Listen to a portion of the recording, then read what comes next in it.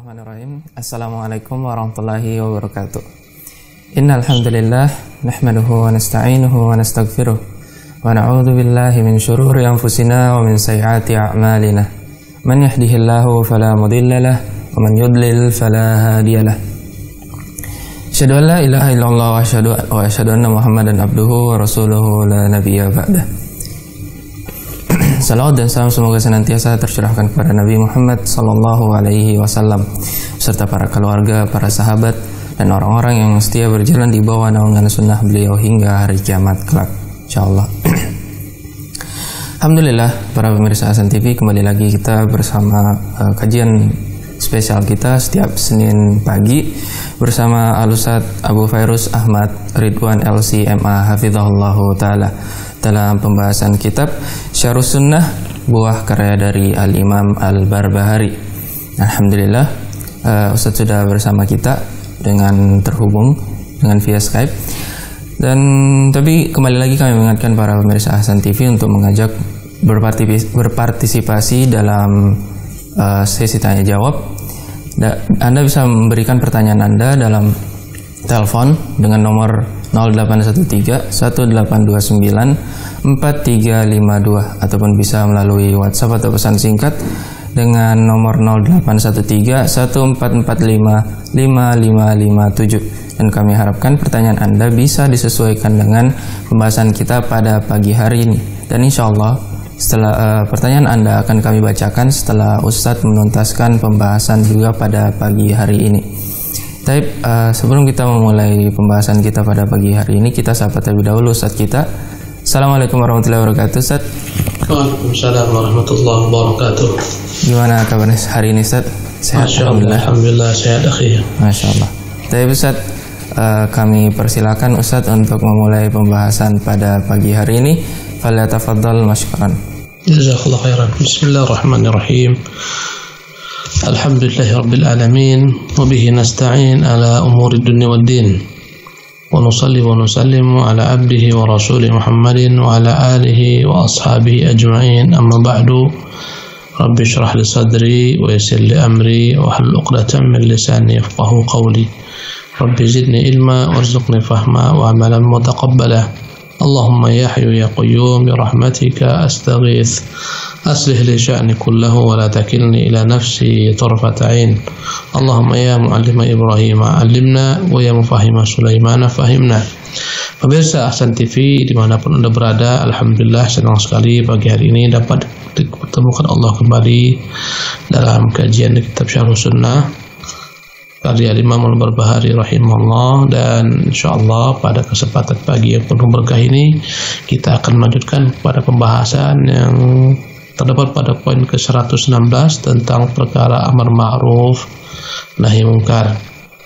Berkata Imam Al-Barbahari rahimahullah, wal amru bil ma'rufi wan nahyu 'anil munkari wajibun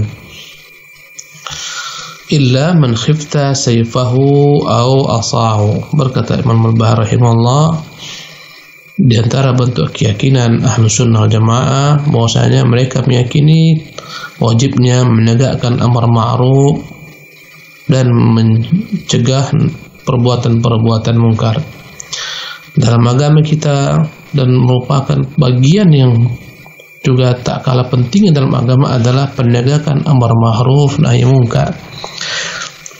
Sebagaimana kita perhatikan dalam surah Al-Asr, Allah bersumpah wal 'asri demi masa, innal insana lafi khusr, sesungguhnya manusia benar-benar dalam kerugian. Allah kecualikan illal ladzina amanu, kecuali orang-orang beriman, wa amilus shalihat, dan beramal saleh, wa tawassaw bil haq. Setelah dia beriman, setelah dia beramal saleh dan dirinya menjadi sosok-sosok yang saleh yang dalamnya dipenuhi dengan iman, kewajiban berikutnya adalah wa tawassaw bil haq, senantiasa memberikan wasiat terhadap saudara-saudaranya yang mukmin yang lain bil haq, agar mereka mengikuti al-haq Allah Jalla wa Ala, atau mengikuti kebenaran. Ya, memerintahkan manusia kepada kebenaran, mengajak manusia kepada kebaikan, menjauhkan manusia daripada keburukan. Inilah namanya wa tawassaw bil haq, saling berwasiat kepada kebaikan, tentunya saling wasiat untuk menjauhkan keburukan. Ya, Baru terakhir watawassaw bis sabr, dan hendaklah mereka juga saling wasiat-wasiatkan ya agar mereka semuanya senantiasa tetap di atas jalan kesabaran. Agama ini tak akan pernah sempurna tanpa ada 4 hal ini: iman, amal saleh, dakwah, dan sabar. Subhanallah. Dan dalam Al-Quran Karim, Allah Jalla wa'ala menyebutkan tentang umat ini menjadi umat yang terbaik manakala mereka senantiasa menegakkan amar ma'ruf nahi munkar.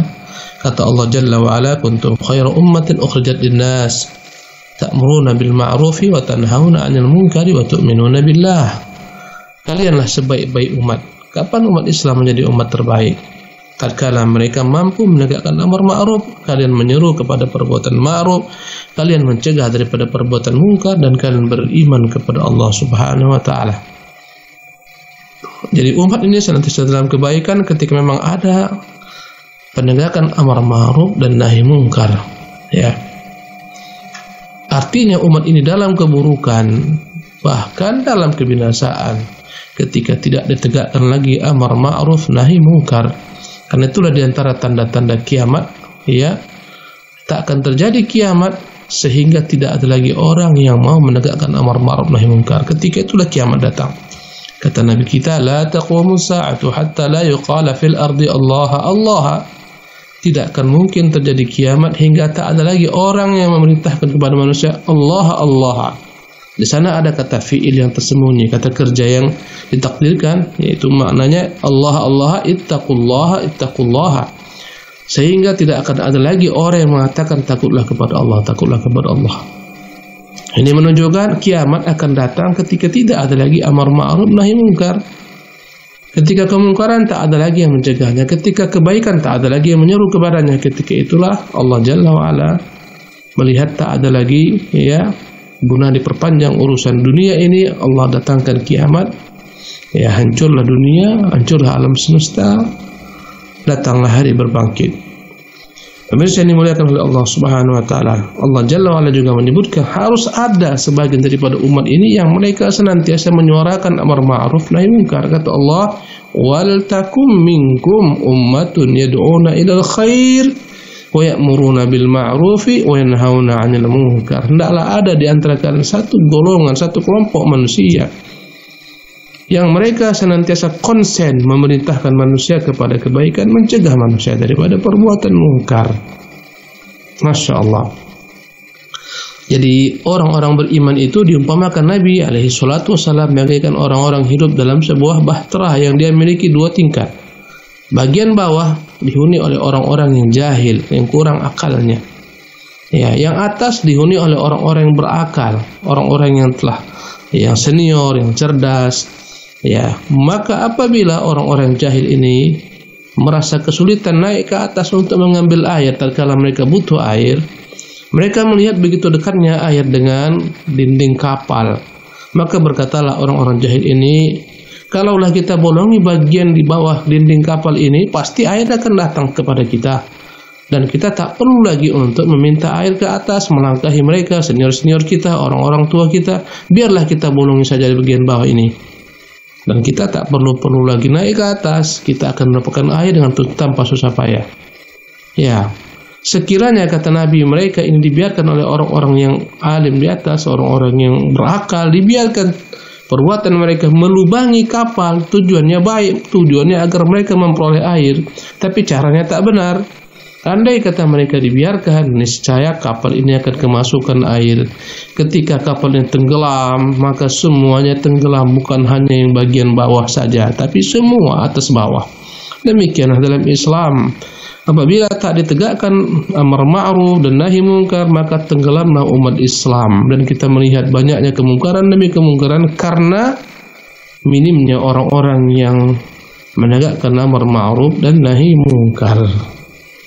Apalagi slogan-slogan yang datang dari kaum kafirin. Yang penting berikan manusia berekspresi, berikan mereka hak-hak ajazi mereka. Mereka berpelukan di pantai-pantai, itu hak ajazi mereka. Jangan ganggu-ganggu mereka, jangan urus-urusan orang. Ini semua adalah perbuatan-perbuatan yang menghancurkan Islam. Sebagaimana yang terlihat di negeri-negeri kafir. Subhanallah, kemungkaran di mana-mana. Orang berzina di pantai-pantai, orang tanpa pakaian di mana-mana. Subhanallah, tak ada yang mengingkari.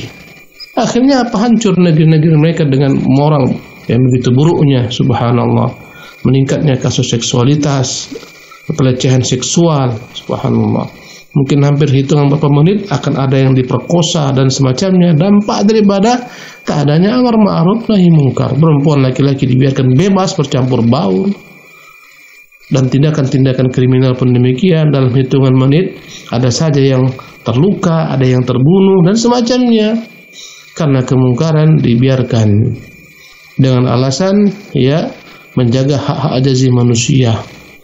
Subhanallah, sehingga segala sesuatu mereka perbuat. Ya, bahkan apabila engkau mempermasalahkan mereka berbuat mesum di tempat-tempat terbuka, engkau akan diperkarakan, engkau akan diadukan ke polisi dan semacam. Mungkin engkau akan dianggap bermasalah, akan ditangkap dan semacamnya, mengganggu hak-hak orang contohnya. Dalam Islam tidak. Ya, makanya negeri-negeri Islam ya akan hancur ketika tidak menegakkan amar ma'ruf nahi munkar. Kata Allah Subhanahu wa taala, wal takum minkum ummatun, hendaklah ada satu umat ya'muruna bil ma'ruf wa yanhauna 'anil munkari. Ada yang di antara mereka menyeru manusia kepada perbuatan ma'ruf, mencegah manusia daripada perbuatan mungkar. Dan dalam agama kita ini, kita tak akan pernah dianggap iman sempurna sampai kita mencintai kebaikan bagi saudara kita, sebagaimana kita membenci keburukan bagi diri kita dan diri mereka. Sebagaimana kita menginginkan kebaikan bagi diri kita, kemaslahatan, maka kita harus pula ingin agar kemaslahatan dan kebaikan itu dirasakan oleh saudara-saudara kita. Sebagaimana kita menjauhkan daripada diri kita mara bahaya, musibah, bencana, kerusakan, maka wajib juga bagi kita untuk menjauhkan dari mereka kerusakan-kerusakan. Apabila engkau melihat ada orang mau masuk jurang, tidaklah layak sebagai manusia engkau biarkan dia masuk ke jurang. Pasti kau akan katakan kepadanya, hei fulan, depanmu jurang. Jika kau lanjut kau akan masuk jurang, kau binasa.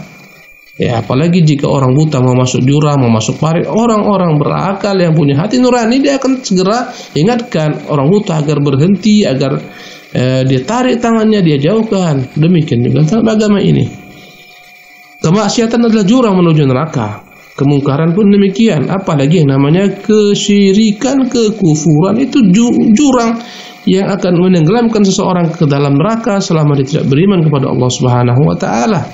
Segala macam bentuk perkara-perkara bid'ah itu semuanya jurang menuju neraka. Maka apabila engkau melihat saudaramu tersesat, tak layak jika kau biarkan mereka. Subhanallah. Ya, bid'ah adalah perkara besar sebagaimana yang sekarang banyak kita lihat.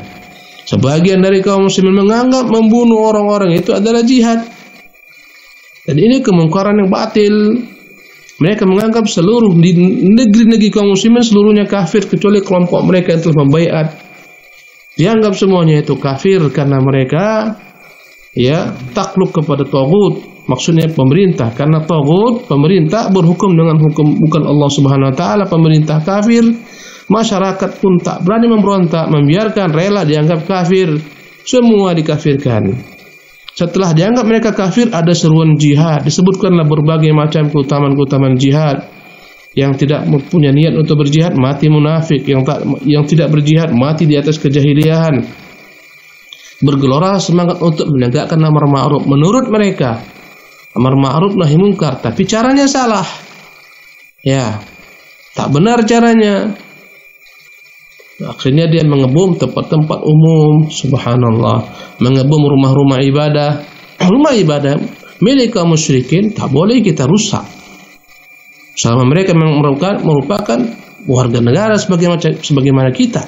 Ahlu zimmah tidak ada ceritanya dalam agama Islam yang berkembang sejak masa Khulafaur Rasyidin, dinasti Bani Umayyah, dinasti Bani Abbas. Ada di antara kaum muslimin yang menghalalkan, membolehkan merusak rumah ibadah kaum musyrikin. Tak ada. Walaupun ada ketentuan yang diatur dalam ahlu zimmah, ya, dalam perkara beribadah ada ketentuan yang diatur, tapi tak ada ceritanya mereka menghancurkan rumah-rumah ibadah. Maka Islam mana yang dia ikutin? Ini kemungkaran. Ini adalah kemungkaran besar yang bersubung di balik selimut yang namanya selimut bid'ah, pemikiran yang salah, mengkafirkan kaum muslimin. Subhanallah. Engkau lihat bagaimana anak-anak muda yang masya Allah baru belasan, usianya belasan, ya terkena paham-paham bid'ah ini mungkar besar.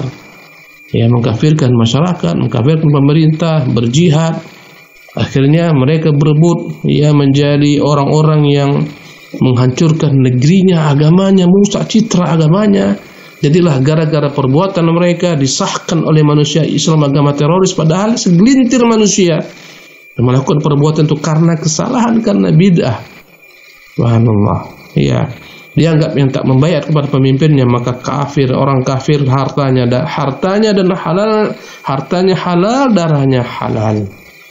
Yang lebih daripada itu, untuk berjihad dalam sejarah Islam, tak ada dalam sejarah Islam jihad itu dengan bunuh diri. Maka mereka mengajarkan orang bunuh diri dengan nama jihad. Maka sungguh jelek fatwa ulama-ulama yang menggiring manusia ke neraka, yang menyuruh untuk bunuh diri atas nama jihad. Ini fatwa yang sesat dan menyesatkan dari sebagian orang-orang yang dianggap ulama bagi kaum muslimin. Ini dianggap jihad. Subhanallah, ini pembunuhan, bunuh diri haram. Wala tulqu bi aydikum ila tahlukah. Jangan kau campakkan dengan tangan kananmu dirimu kepada kehancuran. Wala taqtul anfusakum, jangan bunuh diri kalian. Ini semuanya kemungkaran yang wajib diingkari. Subhanallah. Tentunya syubhat semacam ini, kemungkaran dalam bentuk bid'ah semacam ini, taklah hanya dapat diperangi dengan senjata. Para teroris yang kau habisi hari ini, mereka memiliki generasi, keturunan. Mereka juga punya semboyan, patah tumbuh hilang berganti, mati satu tumbuh 1000, juga mereka punya semboyan-semboyan semacam ini. Maka jihadnya selain jihad para pemerintah, penguasa, dengan senjata mereka menangkapi dan semacamnya, menahan, jihadnya para ulama memberantas paham-paham yang menyimpang ini. Ini bagian daripada amar ma'ruf nahi munkar. Andai kata mereka dibiarkan, tak dilaporkan, tak diingatkan, tak diajak kepada akidah Islam yang benar, binasalah mereka. Yang lebih menganehkan lagi, yang bertindak sebagai jihadis ini perempuan-perempuan. Agama Islam tak pernah mengajarkan perempuan berjihad, tidak pernah, kecuali haji. Ibunda Aisyah radhiyallahu anha warḍaha bertanya kepada Nabi kita yang mulia SAW tentang jihad. Ya Rasulullah, laki-laki berjihad, apa jihad kami? Kata Nabi, untuk kalian jihad la qitala fihi, jihad yang tak ada padanya peperangan, al-hajj wal umrah, haji dan umrah, atau kama qala. Ini jihadnya wanita itu haji dan umrah, bukan pegang senjata, pegang panah. Subhanallah. Siapa yang mengajarkan Islam? Mana yang mereka amalkan? Perempuan-perempuan disuruh untuk memegang senjata. Lebih parah, perempuan disuruh untuk mengebom. La ilaha illallah. Ini semuanya syaitan. Berbentuk manusia, berwujud manusia yang menyesatkan kaum muslimin, menyesatkan anak-anak yang ingusan, baca-baca ingusan yang tak tahu tentang perkara sehingga menganggap dialah yang paling benar. Agama dia saja yang benar, semua orang kafir, semua orang sesat. Kemudian atas nama amar ma'ruf nahi munkar, mereka mengebom sana, mengebom sini. Atas nama amar ma'ruf nahi munkar, mereka kafirkan sana, mereka kafirkan sini, mereka halalkan darah kaum muslimin. Mereka, Masya Allah, ini semua penyakit. Kenapa bisa muncul? Karena kurangnya, minimnya orang yang menegakkan amar ma'ruf dan nahi munkar. Subhanallah. Maka ini harus menjadi perhatian pemerintah, perhatian kaum muslimin. Agama ini begitu penting. Agama yang kita maksud adalah agama yang dibawa Rasulullah. Begitu penting disebarkan agama yang dalamnya ada rahmatan lil alamin, rahmat untuk alam semesta. Agama yang mengharamkan kita membunuh kucing tentu lebih dahsyat lagi, mengharamkan kita menumpahkan darah orang-orang yang tak berdosa. Dan dalam panggung sejarah umat Islam, dalam jihad-jihadnya yang dilakukan oleh Nabi dan para sahabat, mereka punya kode etik. Dilarang mujahid menumpahkan darah orang-orang yang tidak berjuang, yang tidak berperang. Dilarang, diharamkan mereka membunuh anak-anak, mereka membunuh perempuan, membunuh orang tua, membunuh para ahli ibadah yang sibuk dalam rumah-rumah ibadah mereka. Semuanya haram untuk ditumpahkan darah. Hanya orang-orang yang memerangi Islam dalam kancah pertempuran yang diperangi. Ini etika Islam. Bahkan Nabi pernah melihat ada seorang perempuan yang terbunuh. Nabi SAW marah. Mengapa perempuan ini harus terbunuh? Perempuan tidak dibunuh artinya. Tatkala para sahabat mengatakan perempuan ini ikut dalam memerangi kaum muslimin, Nabi pun diam sallallahu alaihi wasallam. Ma'asyiral muslimin, pemirsa Ahsan TV yang dimuliakan oleh Allah Subhanahu wa taala. Inilah yang kita katakan amar ma'ruf nahi munkar wajib. Ya.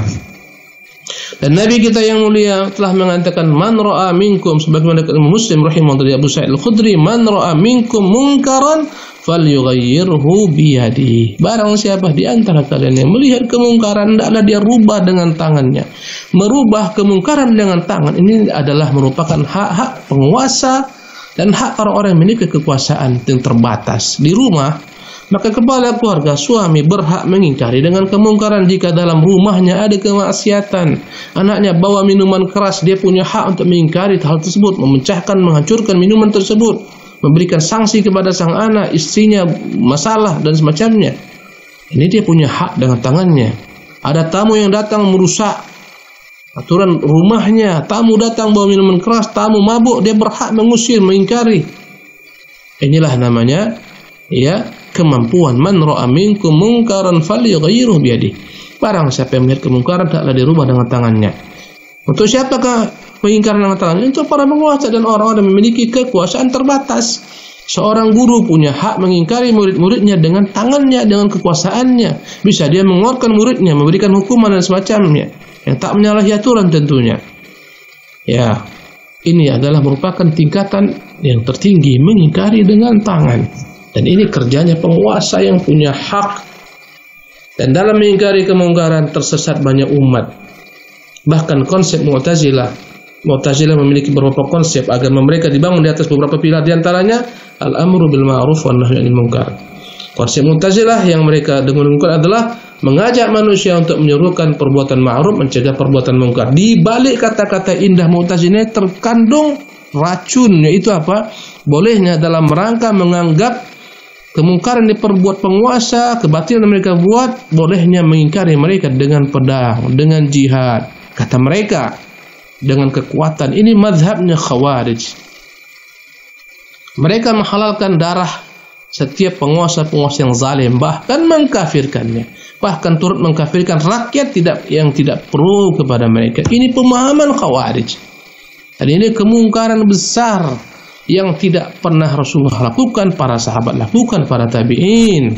Ketika Al-Hajjaj bin Yusuf yang begitu zalimnya menumpahkan darah banyak para tabi'in, Sa'id bin Musayyib mati di tangan Al-Hajjaj, Abdullah bin Zubair mati di tangan Al-Hajjaj. Datanglah sebagian kaum muslimin minta fatwa kepada Anas bin Malik, apa yang mereka harus lakukan? Bolehkah mereka mengasah pedang mereka menumpahkan darah Hajjaj? Kata Imam Malik, tidak, sabar. Aku telah mendengar dari Nabi kalian bahwasanya la ya'ti zamanun illa walladzi ba'dahu syarrun minhu. Tidak datang satu zaman kecuali zaman berikutnya lebih dahsyat daripadanya. Datang segerombolan orang pada Muhammad dari murid-muridnya yang punya semangat, meminta Imam Muhammad memfatwakan jihad terhadap penguasa kala itu yang memenjarakan Muhammad. Ya, dengan sebab fitnah khalqul Quran, terpengaruh pemahaman yang sesat, pemahaman Mu'tazilah yang mengingkari sifat-sifat Allah Jalla wa dan nama Allah Subhanahu wa taala. Mereka menyebutkan kemungkaran penguasa begini begitu. Intinya, bolehkah kami memberontak kepada mereka? Boleh kami mencabut baiat kami atas mereka? Imam Ahmad mengatakan tidak. Hati-hatilah kalian. Di belakang ada anak-anak, ada orang tua, ada perempuan. Jangan sampai dengan sebab kalian ini semuanya mereka terkena bencana, tertumpah darah-darah mereka. Lihatlah kaum muslimin rahimahullah, buka mata baik-baik yang telah menimpa sebagian negeri Islam gara-gara seruan amar ma'ruf nahi munkar kepada penguasa yang zalim. Bahkan mereka gulingkan penguasa yang zalim, mereka bunuh penguasa zalim. Apakah setelah itu datang kesejahteraan? Tidak. Yang ada adalah kehinaan, kemiskinan, kefakiran, kekacauan, perampok di mana-mana. Subhanallah. Lihatlah negeri Libya yang porak-poranda setelah mereka tumbangkan rezim yang mereka anggap zalim dalam rangka amar ma'ruf nahi munkar. Lihatlah bagaimana Mesir, berkacalah. Subhanallah. Maka amar ma'ruf nahi munkar ada kode etiknya dalam Islam.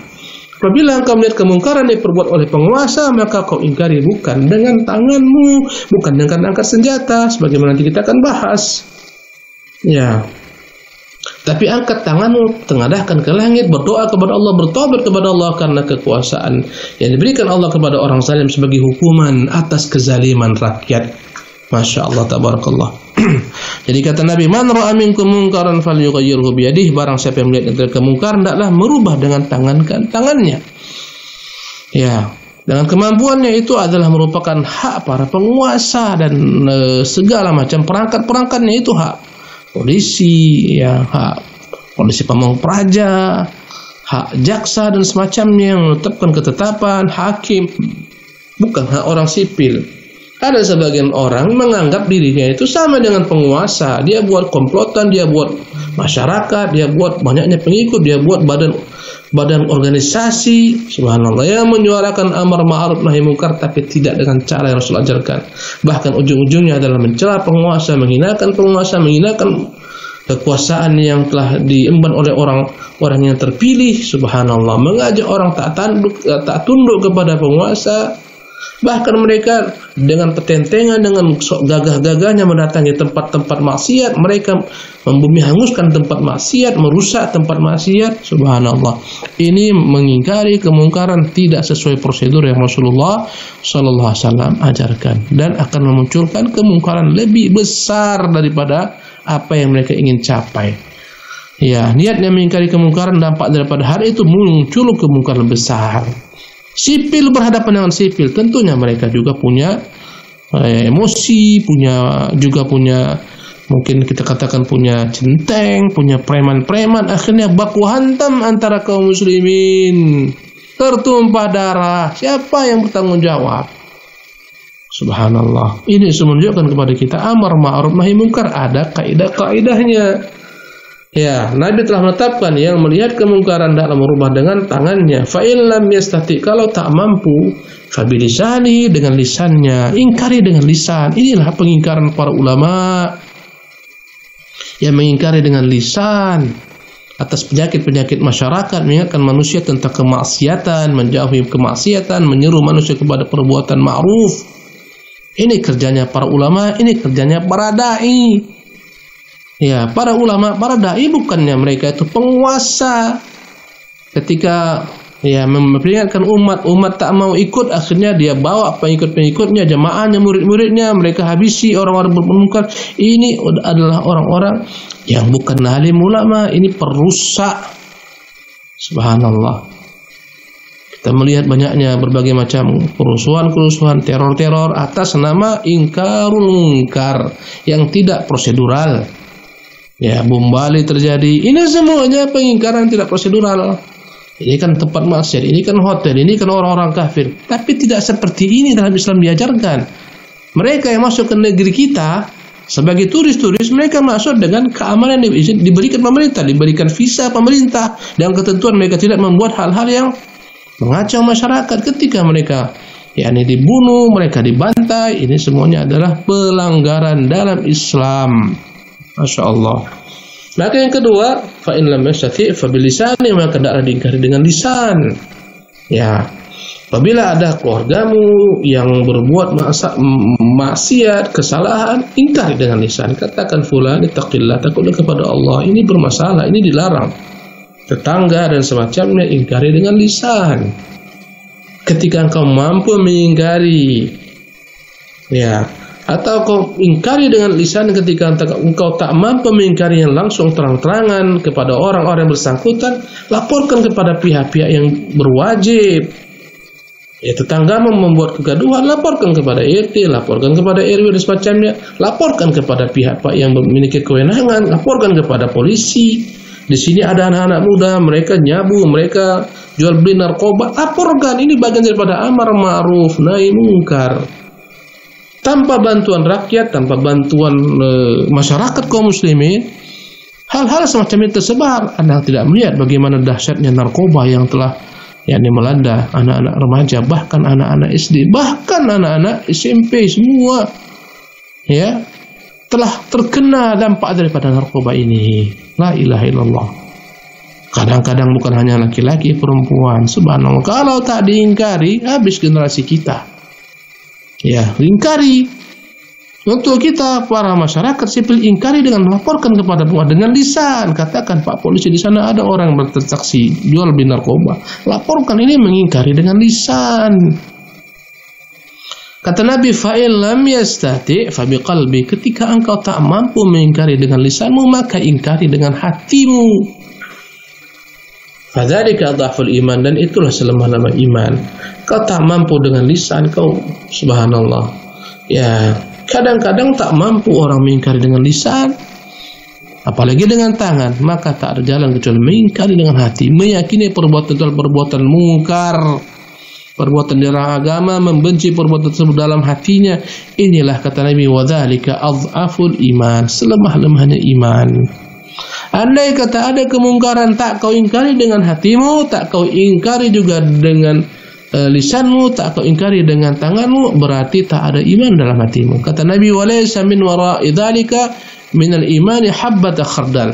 Di balik ini, ketika ada orang berbuat kemungkaran, tak diingkari dengan tangan padahal dia mampu, tak diingkari dengan lisan padahal dia mampu, tak diingkari dengan hati padahal dia mampu, dengan hatinya semua orang mampu.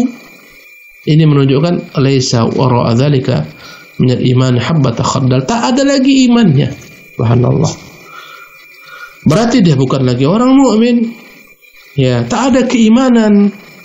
Atau karena jahilnya dia, karena lemahnya imannya, sehingga dianggapnya tak bermasalah. Banyak orang tak mengingkari lagu-lagu yang disuarakan di mana-mana. Kenapa? Karena dhaful iman, lemahnya iman, lemahnya ilmu.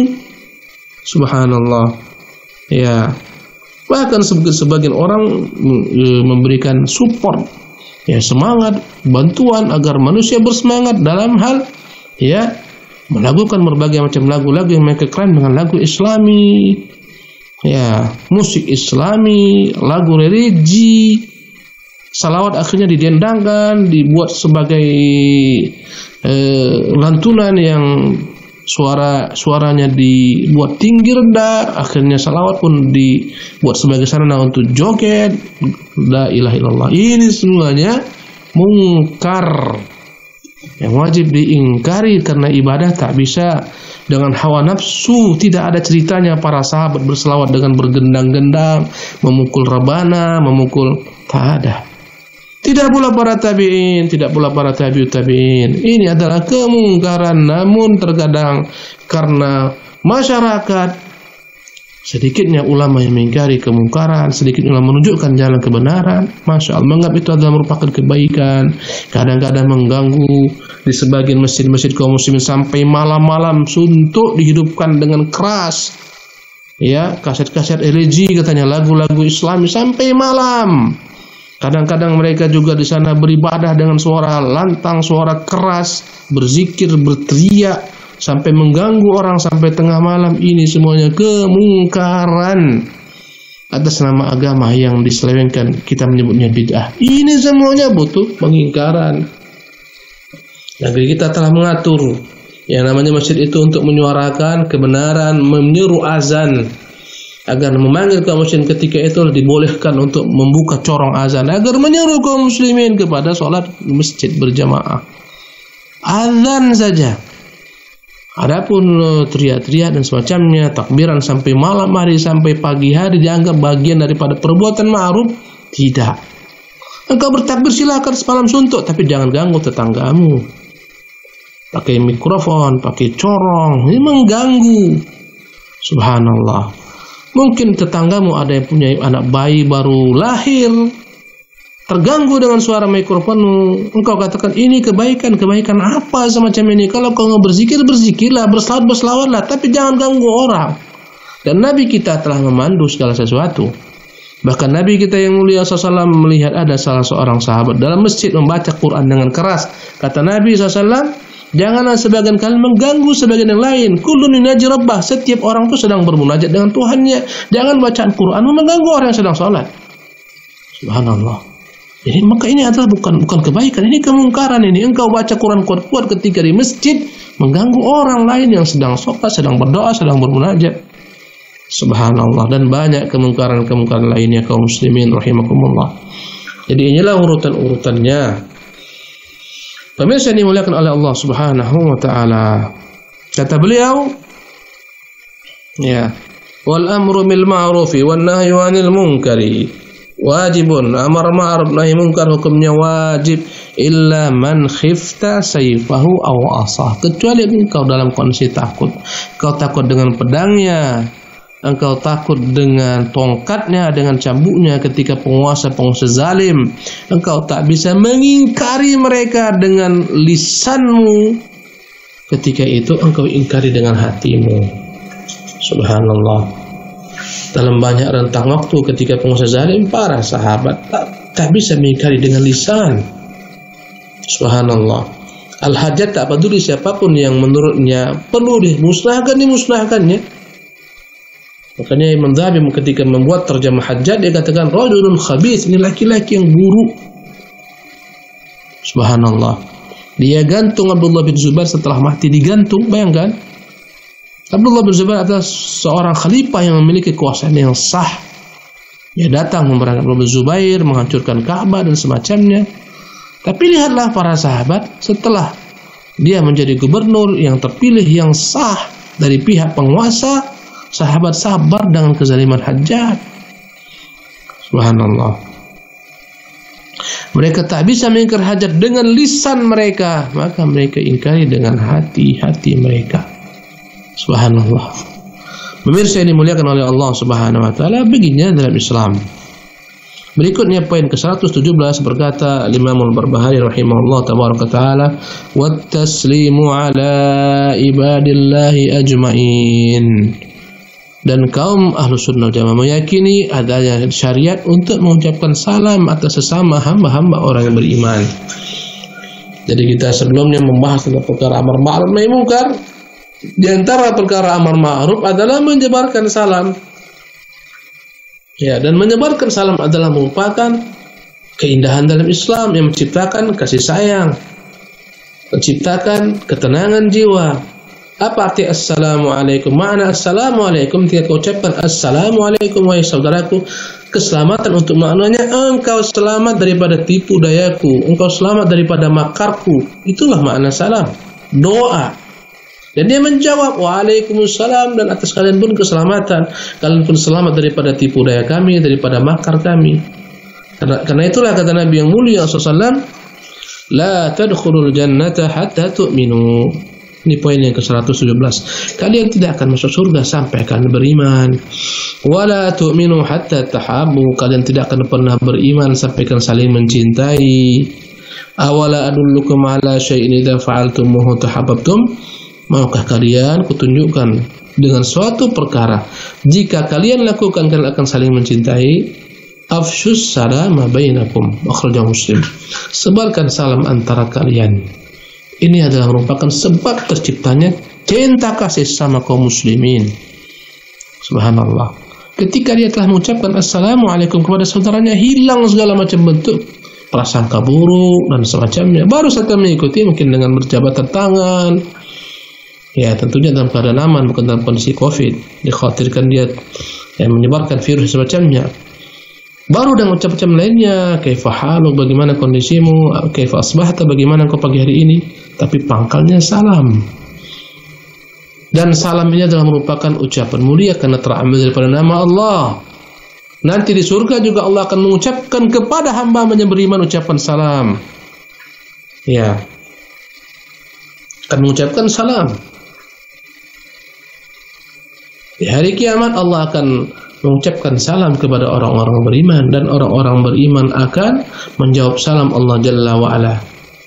Ya, tahiyyatuhum yawma yalqawnahu salam, kata Allah. Ya, tahiyat, ucapan yang mereka ucapkan ketika mereka berjumpa kepada Allah adalah salam. Jadi salam ini merupakan perkara besar. Nanti ketika orang-orang beriman akan masuk surga, malaikat juga akan mengatakan kepada mereka salam. Salamun alaikum. Malaikat mengucapkan salam. Wal malaikatu yadkhuluna alaihim min kulli bab. Malaikat akan masuk dari semua pintu-pintu surga mengucapkan salamun alaikum. Salam sejahtera untuk kalian. Jadi salam bukan perkara yang kecil, dia perkara besar. Idza hayyitum bi tahiyyatin fahayyu bi ahsana minha urudduha. Wahai orang-orang beriman, kalau kalian diucapkan katakan salam, maka balaslah sepertinya atau ya lebih baik daripadanya. Ya, menjawab salam menjadi kewajiban dan itu hak orang muslim. Ya, dan di antara tanda-tanda hari kiamat ketika salam ini tidak akan diucapkan kecuali kepada kelompoknya semata, ini menunjukkan kiamat telah dekat. Orang-orang yang di luar dia, di luar kelompoknya, tak diucapkan salam. Jadi hilanglah ketika itu yang namanya Islam yang universal. Yang ada kelompok-kelompok yang hanya diucapkan salam kepada mereka. Sebab kehancuran Islam adalah pengelompokan yang Nabi telah sebutkan, akan munculnya kelompok-kelompok. 70 kelompok akan tersebar, subhanallah. Selain daripada kelompok yang Rasulullah SAW tinggalkan, yaitu Ahlussunnah wal Jamaah. Mereka hanya mengucapkan salam kepada kelompok mereka. Dan di luar kelompok mereka tidak ucapkan salam, mereka bermuka masam, bahkan yang paling ekstrim mengkafirkan orang di luar kelompok mereka. Setelah mengkafirkan, menghalalkan darah. Ini dampak daripada pemahaman yang menyimpang. Masya Allah. Ya, kata Nabi SAW, Afshus salam mu'at'imut ta'ama. Ya, Afshus salama, sebarkan salam, mu'at'imut ta'am, beri makan manusia. Ya. Afshus salama mu'at'imut ta'ama wa sallu bil laili wan nasu niyam. Salatlah di malam hari ketika orang-orang tertidur. Ya. Tadkhulul jannata bisalam, wasil arham, dan sambunglah silaturahmi. Tadkhulul jannata bisalam, dan akan masuk surga dengan selamat. Kata Nabi SAW, Afshus salam, sebarkan salam, wa'at'imut ta'am, berilah manusia makanan. Ini semua adalah kebajikan-kebajikan. Menyebarkan salam, memberi makan orang. Ya, wasil arham, sambung silaturahmi antara kerabat-kerabat. Wasallu bil laili wan nasu niyam, salatlah di malam hari ketika orang-orang tidur. Tadkhulul jannata bisalam, engkau akan masuk surga dengan selamat. Masya Allah. Ya. Ketika ditanya kepada Rasulullah SAW, Ayyul islami khair, ya Rasulullah, Islam bagaimana yang paling baik? Kata Nabi, tut'imut ta'ama wa taqra'us salama ala man arafta wa man lam ta'rif. Islam yang terbaik itu adalah seorang yang dia ketika menjadi sosok muslim mau memberi makanan orang, baik fakir, baik orang miskin, ya beri makan, baik memberi makan keluarganya, anaknya, istrinya, kerabatnya, tetangganya. Wa taqra'us salam, Islam yang baik adalah engkau mengucapkan salam ala man arafta wa man lam ta'rif, kepada orang yang kau kenal dan orang yang tak kau kenal. Islam ini mengajarkan salam kepada orang yang kita jumpai selama dia kita anggap muslim, kita ucapkan salam, baik kita kenal ataupun tak kita kenal. Ya, ini istimewa dalam agama ini, subhanallah. Ya, lihatlah betapa nikmatnya agama Islam. Ketika engkau pergi haji, kau pergi umrah, nampak manusia bermacam-macam etnisnya, semuanya lebur, tak ada yang merasa lebih hebat daripada yang lain. Ada yang kulitnya hitam legam, hitam manis, kuning, ada yang kuning langsat, ada yang sawo matang. Insyaallah ada yang merah, semuanya mengucapkan salam. Assalamualaikum, assalamualaikum. Nikmatnya Islam yang melepaskan unsur-unsur fanatisme kepada ras. Lihatlah masyarakat kufar sekarang, sebagian negeri-negeri mereka, la ilaha illallah. Dahsyatnya rasis itu dahsyat sekarang, ras anti kepada ras tertentu. Di Jerman sana, masya Allah. Ya, mereka rasakan di Amerika sana, dirasakan orang-orang Asia benar-benar menjadi tindak, yakni menjadi pelampiasan kemarahan bangsa Eropa sana yang mereka menganggap Amerika adalah milik mereka. Subhanallah, ini bahaya. Ya, Nazi dengan konsepnya menganggap Jerman lah segala-galanya, dan sampai saat ini pun masih terjadi rasisme di sana. Tapi Islam melebur semuanya. Allahu Akbar. Ini keindahan Islam. Inna akramakum indallahi atqakum. Di antara kalian yang paling mulia bukan yang lebih hebat rasnya, tak ada yang lebih hebat, tapi yang paling bertakwa. Masya Allah. Dan salam adalah salah satu sarana menyebarkan kecintaan sesama kaum muslimin. Masya Allah. Pemirsa yang dimuliakan oleh Allah Subhanahu wa taala, kita cukupkan materi kita pada hari ini sampai dua pembahasan saja, tentang ma'ruf nahi munkar poin 116, tentang salam poin 117, dan insyaallah tabaraka taala kita akan lanjutkan poin-poin berikutnya di kesempatan yang akan datang dengan izin Allah Subhanahu wa taala, kalau Allah masih berikan kepada kita umur yang panjang. Kita padakan dari si materi sampai di sini dulu. Kita kembalikan kepada pembawa acara kita untuk melanjutkan dengan sesi tanya jawab. Wallahu taala alam. Jazakumullah khairan kepada Ustaz atas ilmu yang telah diberikan. Tibalah saatnya kita masuk ke sesi tanya jawab.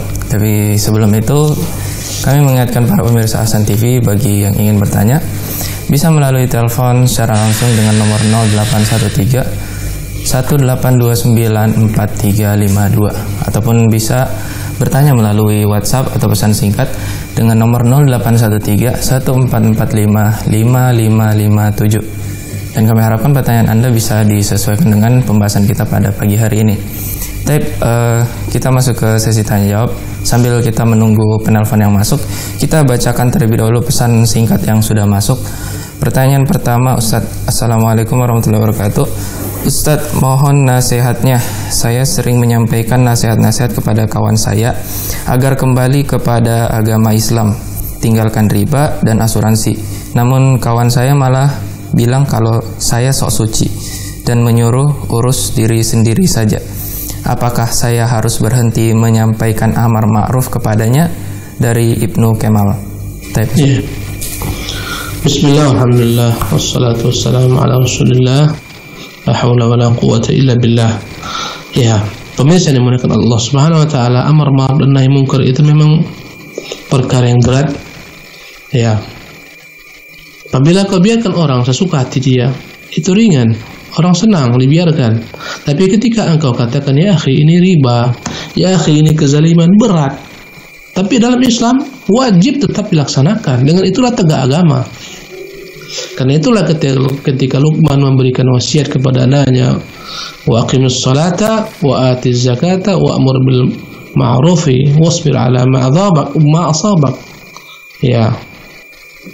Kata ayahnya kepada sang anak, wa'mur bil ma'rufi wasbir ala ma asabak fa inna dzalika min azmil umur. Ajaklah manusia kepada perbuatan ma'ruf dan sabarlah engkau dengan apa yang engkau akan alami. Mengingkari kemungkaran, resikonya apa? Resikonya ya resikonya dimusuhi, dibenci sebagaimana yang dirasakan oleh sang penanya. Ya bahkan lebih daripada itu, dengan sebab mengingkari kemungkaran sebagian ulama harus masuk jeruji, di penjara. Ibnu Taimiyah rahimahullah dalam rangka mengingkari kemungkaran dalam perkara-perkara akidah akhirnya masuk ke dalam penjara. Ibnu Qayyim muridnya masuk dalam penjara. Ada resiko di sana. Ya. Makanya setelah perintah Allah wa tawassaw bil haqq, ada selanjutnya wa tawassaw bis sabr. Ya. Ajaklah manusia kepada perbuatan yang benar, ajak manusia kepada sabar. Karena resiko mengajak orang kepada perbuatan benar, ya Nabi telah mendapatkan pahitnya amar ma'ruf nahi munkar. Para sahabat pun demikian, sampai mereka terusir, sampai mereka mengungsi ke negeri Habasyah. Ya, karena mereka ingin menyembah Allah, tak bisa menyembah Allah di kota Madinah. Di kota Mekah, Rasulullah perintahkan mereka hijrah ke negeri Habasyah. Sampai 2 kali rombongan hijrah ke negeri Habasyah. Sampai di sana pun dikejar-kejar kembali oleh Quraisy. Ketika tak mampu lagi Rasulullah bertahan di kota Mekah, tak bisa lagi berdakwah, tak bisa tegakkan amar ma'ruf nahi munkar, Rasulullah hijrah ke kota Madinah. Itulah namanya risiko. Maka apabila kita tanda cinta kepada sahabat-sahabat, kawan-kawan, kita ingatkan, ya sabarlah dengan resikonya, sabar. Ya, maka hendaklah kita berusaha dalam mengingatkan, menempuh cara-cara yang baik, cara-cara yang bijak, cara-cara yang hikmah. Mungkin tidak setiap hari kita katakan kepadanya, ini riba. Mungkin dia jenuh sesekali, seling-selingilah nasihat. Karena Nabi yang mulia SAW dalam memberikan nasihat menyeling-nyelingi. Kata sahabat, kana Rasulullah SAW yatakhawwaluna bil mau'izati karahiyatal malal. Adalah Nabi menyeling-nyelingi kami dalam bernasihat, memberikan nasihat karena khawatir kami jenuh. Ya, maka kau pilih waktu yang tepat, masa yang tepat, tetap kau ingkari dengan cara yang baik, cara yang bijak. Ya, ketika dia menyebutkan kau sok suci, urus dirimu sendiri, itu resiko dalam amar ma'ruf nahi munkar. Ya, tapi ganjarannya besar di sisi Allah Subhanahu wa taala. Amar ma'ruf nahi munkar adalah jihad fisabilillah. Tapi tentunya jihad fisabilillah dalam konteks Islam yang benar. Engkau mengajak orang kepada kebaikan itu jihad, mencegah orang berkemungkaran itu jihad, tapi cara yang benar, bukan sebagaimana ditempuh oleh orang-orang yang berpaham radikal, para teroris, khawarij. Ini pengingkaran yang salah.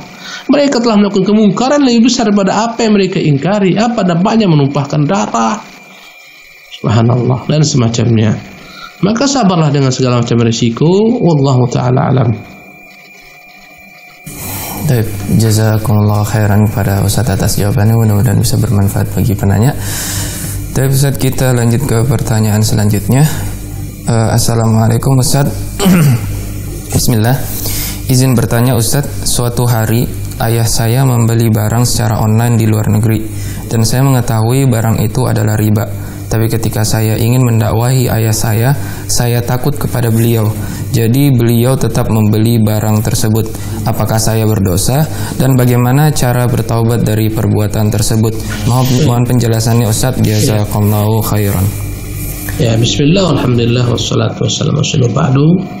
Tadi telah tersebutkan tingkatan-tingkatan dalam mengingkari kemungkaran. Misalnya sang ayah mau mengambil benda-benda, barang-barang dengan sistem riba, kredit yang riba, berbunga, ada bunganya. Kewajiban anak adalah jika mampu menasihati sang ayah dengan lisannya, dengan lisan. Ya, ini riba. Lebih baik ayahkan sajalah, bahayanya ini fatal loh, kita merangi Allah Subhanahu. Dengan kata-kata yang bijak, memilih waktu yang tepat, yang baik. Jika khawatir ayah marah dari sebab kita, mungkin dari ibu suruh memperingati sang ayah. Ya, cari jalan lain. Ibu tak didengarkan ayah, cari siapa? Paman, abangnya ayah. Ya, jika masih ada kakek, Anda suarakan ke kakek supaya nasihati ayah. Segala macam cara Anda tempuh. Ketika semuanya tak bisa, Anda khawatir dan segalanya yang tadi kita sebutkan. Ini khawatir yang betul-betul khawatir ya, bukan sekedar prasangka belaka. Diingkari dengan cara semacam ini pun tak mungkin. Ayahnya kejam, mungkin dia akan ditempeleng, dia akan diusir. Ketika itu pindahlah kepada mengingkari dengan hati, dan itu terakhir. Wallahu ta'ala alam. Jazakumullah khairan atas jawabannya Ustaz. Mudah-mudahan bisa bermanfaat bagi penanya. Dan kembali lagi kita mengajak para pemirsa Hasan TV untuk berpartisipasi dalam program tanya jawab dengan nomor telepon 0813-1829-4352 ataupun bisa dengan WhatsApp atau pesan singkat dengan nomor 0813-1445-5557. Kami harapkan pertanyaan Anda bisa disesuaikan dengan pembahasan kita pada pagi hari ini. Tapi Ustaz, kita lanjut ke pertanyaan selanjutnya Ustaz. Belakangan ini ada seorang tokoh agama yang membolehkan istrinya berjoget di aplikasi bernama TikTok. Bagaimana pandangan syariat dalam hal ini dari Abu Syafiq di Bekasi? Dan ada pertanyaan serupa juga Ustaz, apakah boleh melakukan amar ma'ruf nahi mungkar di aplikasi TikTok dengan men-share konten-konten agama? Tapi Ustaz, silakan. Ya, bismillah, alhamdulillah, wassalatu wassalamu ala ba'du. Aplikasi yang disebutkan ini hanyalah sarana, tergantung apa isinya. Ketika orang menyalahgunakan salah tersebut untuk berjoget-joget, tentunya maksiat. Berjoget-joget, menyanyi-nyanyi, ini maksiat. Dan banyak orang-orang akhirnya gila joget. Bahkan sebagian orang menjadi gila beneran, sehingga tak bisa lagi mampu menguasai dirinya. Subhanallah. Pantang dengar sedikit pun lagu TikTok, maka dia akan bergerak. Banyak sekarang orang-orang yang setengah gila gara-gara TikTok. Atau mungkin bisa dikatakan gila beneran. Ada sebagian harus masuk rumah sakit jiwa. Ini adalah penggunaan yang salah. Ketika digunakan oleh sebagian penimba ilmu, para ulama, jadi sarana dakwah, kontennya dirubah menjadi konten dakwah, maka alhamdulillah baik-baik saja. Tergantung apa yang ya dia sarana saja, tergantung siapa yang menggunakannya, untuk apa digunakan. Ya, dahulu banyak awal-awal tersebar di berbagai ya program-program untuk bermedia sosial. Lalu sebelum Skype ada namanya macam-macam. Ya, yang dia itu dahulu digunakan untuk maksiat oleh kaum kafirin, akhirnya sampai ke tangan orang beriman digunakan sebagai sarana untuk menyampaikan kajian materi, masya Allah. Maka boleh-boleh saja. Ya, sebagaimana siaran televisi itu sarana, tergantung apa di dalamnya. Jika diarahkan kepada kebaikan, alhamdulillah baik. Jika diarahkan kepada keburukan, channel-channel yang buruk juga luar biasa banyaknya. Tergantung orang yang menggunakannya dan tujuan orang yang menggunakannya. Subhanallah, itu sarana saja. Maka tak ada masalah ya dalam bab ini. Ya, ketika digunakan untuk kebaikan, media semacam ini. Ya, maka tidak akan menjadi dosa, bahkan menjadi pahala baginya. Dan ini digunakan oleh sebagian ulama-ulama, di mana mereka menjadikan media ini, sarana ini, program ini untuk berdakwah kepada manusia. Maka boleh-boleh saja. Adapun bagaimana tanggapnya terhadap seorang yang diulamakan, membolehkan saya berjoget-joget, kita katakan inilah musibah. Yang merusak agama itu dua. Pertama adalah setengahnya ulama, yang kedua adalah setengahnya ahli ibadah. Ini yang kacau ini, ya. Atau setengahnya para pedagang, ini yang kacau ini. Ilmunya tak mapan, ilmunya tak sahih, tak mengambil daripada sumber-sumber yang benar, akhirnya menghalalkan musik, menghalalkan istrinya joget-joget, subhanallah. Ya, maka bagaimana dijadikan panduan? Sekarang ini yang namanya ulama itu banyak versinya, subhanallah. Ulama itu dahulu kala dikenal dengan siapa gurunya, di mana dia belajar, subhanallah. Apa yang dia bahas, kitab-kitab apa yang dibahas, bagaimana perannya dalam fatwa, perannya dalam memberikan bimbingan manusia dengan ilmu. Itu ulama zaman dulu. Zaman sekarang ada disebut namanya ustadz viral. Diviralkan dalam media sosial, padahal Masya Allah, ya, dia benar-benar jauh daripada ilmu syar'i, ilmu yang benar. Yang ada hanyalah merupakan ketenaran, popularitas, pandai berorasi, memiliki joki-joki untuk melawak, dijadikan ulama. Begitu mudahnya sekarang ada ustadz viral, ustadz medsos, subhanallah. Ya, akhirnya kacaulah kaum muslimin.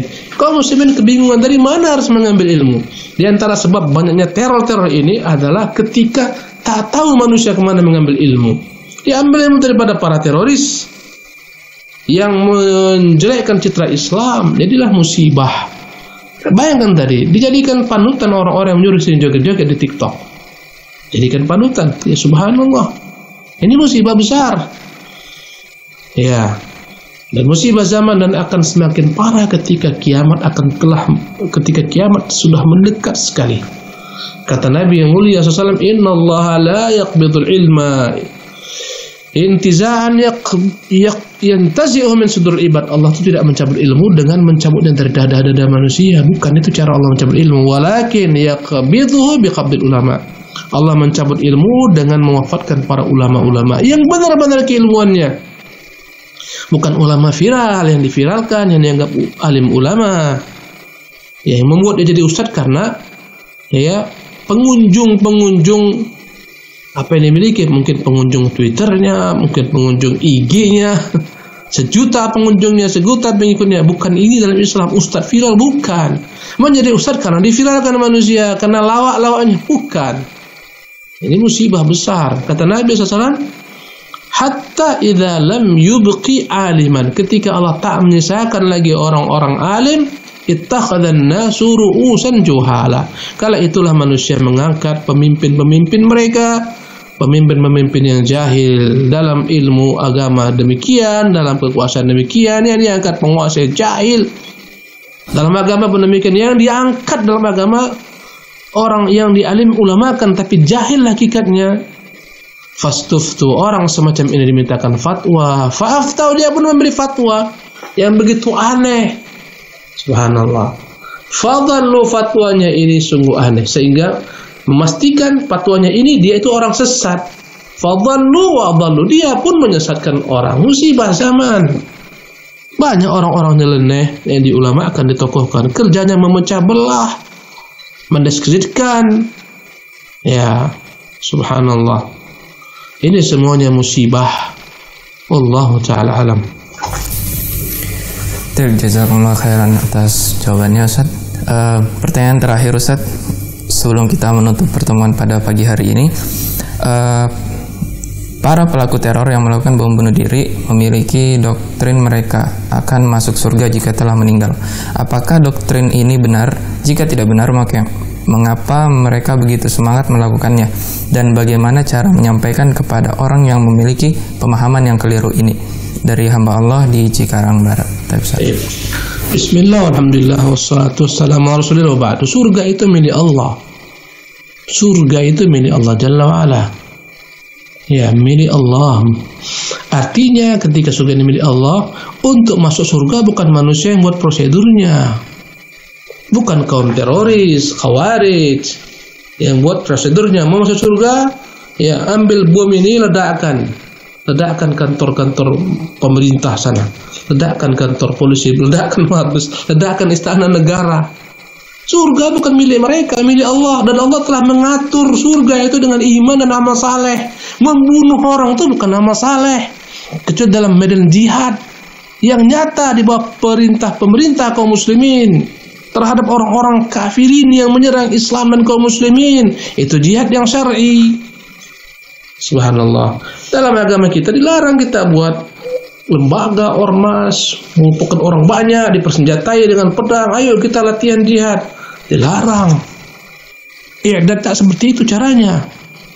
Ya, akhirnya diajak untuk melakukan perbuatan-perbuatan kemungkaran atas nama amar ma'ruf nahi munkar, datang ke tempat-tempat dianggap maksiat, dihancurkan. Ini bukan jihad. Ya, subhanallah. Kenapa mereka getol? Karena telah dicuci otak. Ya. Kadang-kadang kita heran, sebagaimana kita lihat dalam sebagian potongan-potongan video wawancara dengan teroris. Ada teroris wanita yang dia pernah bekerja di Singapura, pernah bekerja ya di sana di Korea dan semacamnya.